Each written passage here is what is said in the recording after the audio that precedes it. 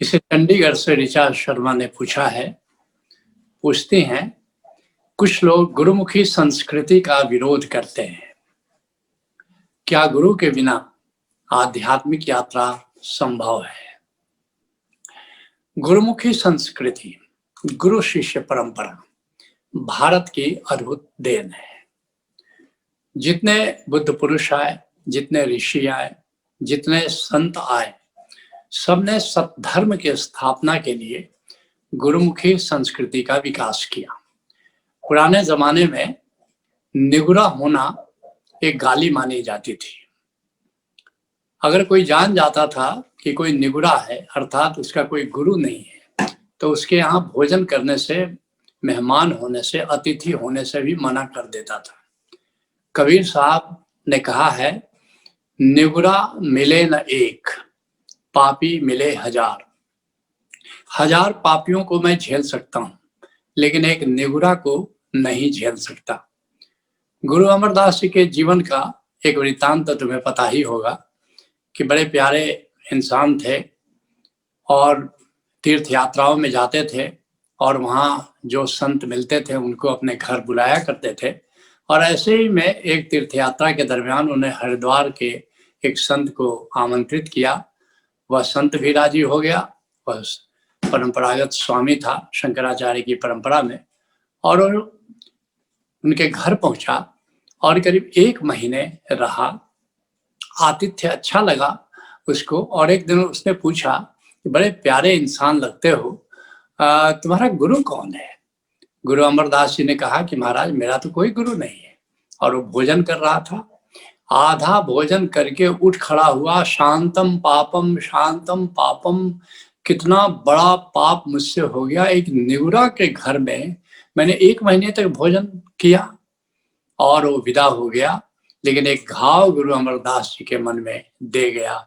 और तब से गुरु की तलाश इंटेंसली, तीव्रता से करने लगे, और उनकी तलाश गुरु अंगद देवती तक जा पहुंची। तो निगुरा होना पुराने जमाने में, जबकि भारतीय संस्कृति शिखर पर थी, उस जमाने में एक पाप माना जाता था।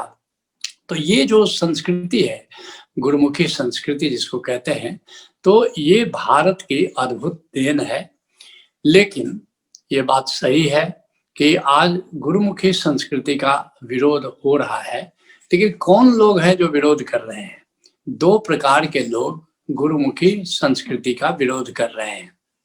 एक तो वे जो नास्तिक हैं, जो परमात्मा को नहीं मानते, आत्मा को नहीं मानते, कोई देवी देवता को नहीं मानते, और वे सोचते हैं कि जो धरती पर जीवन है बस वही एकमात्र सत्य है, और इसके बियॉन्ड कोई सृष्टि का संचालन करने वाला नहीं, एक एनार्की है, ऐसा वे मानते हैं। और अधिकतर इसमें वामपंथी हैं, लेफ्टिस्ट हैं, कम्युनिस्ट हैं, मार्क्सिस्ट हैं, लेनिनिस्ट हैं।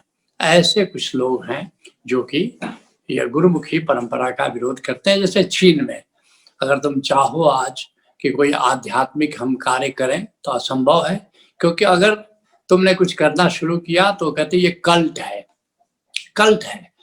और कल्ट घोषित करके और न केवल गुरु को नकारते हैं, बल्कि गुरु से जुड़ने वाले हर व्यक्ति को नकार देते हैं। और यहाँ भी जो नक्सलाइट हैं, मार्क्सवादी हैं, माओवादी हैं, ये सब लोग गुरु की सत्ता का और गुरु से जुड़े लोगों का विरोध करते हैं। और दूसरे ये बल्कि उतने घातक नहीं है, अब उनसे ज्यादा घातक लोग हैं जो सांप्रदायिक है, कम्युनलिस्ट हैं, जो फिरका परस्त हैं, जैसे वहाबी हैं, सलाफी हैं, देवबंदी हैं, और अब तो इसमें ओशोवादी भी जुड़ गए हैं।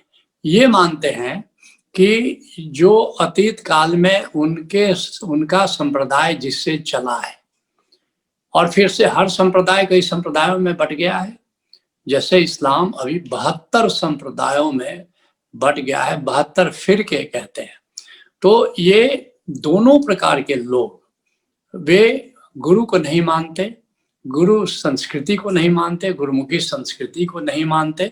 और ये जो दूसरा वर्ग है जो कि सांप्रदायिक है, जो कम्युनलिस्ट है, ये वर्ग और भी ज्यादा खतरनाक है। कम से कम जो वामपंथी हैं वे साधु संतों पर प्रहार करते हैं। जैसे थोड़ा दिन पहले आपने देखा कि पालघर के 2 संतों की उन्होंने हत्या कर दी। वे करते हैं, विरोध करते हैं, कभी कभी हिंसक विरोध भी करते हैं।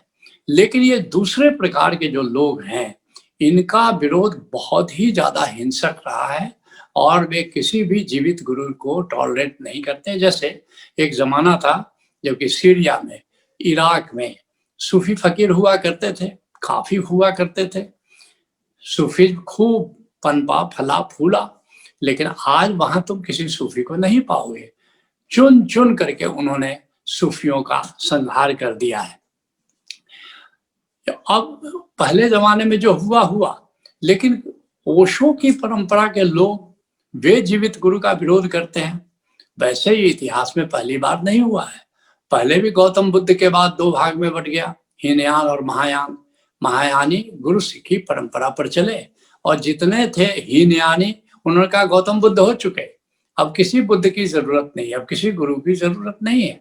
वे हीनयानी बन गए, वे गुरुओं का विरोध करने लगे। एकमात्र मंजूश्री ने कहा कि नहीं, जरूरत तो है, अगर हम अपने गुरु के मार्ग को जीवंत रखना है तो जीवित गुरु की जरूरत है। लेकिन उसके बाद फिर क्या हुआ? मोहम्मद के बाद यही हुआ। मोहम्मद के बाद लोगों ने कहा कि अब मोहम्मद हो गए, आखिरी पैगंबर हो गए, अब किसी पैगंबर की जरूरत नहीं है, किसी गुरु की जरूरत नहीं है। तो केवल मौला अली की जो परंपरा है, जो सूफी हैं, वो आगे बढ़े, वो जीवित सदगुरु के मार्ग पर चले। लेकिन बाकी जितने थे वे सब गुरु संस्कृति के विरोधी हो गए। तो अब उसी परंपरा में अब ओशो के भी फॉलोअर्स कहने लगे हैं कि ओशो हो गए, अब किसी और गुरु की जरूरत नहीं है, और वे जीवित गुरु का विरोध करने लगे। और फिर क्या हुआ?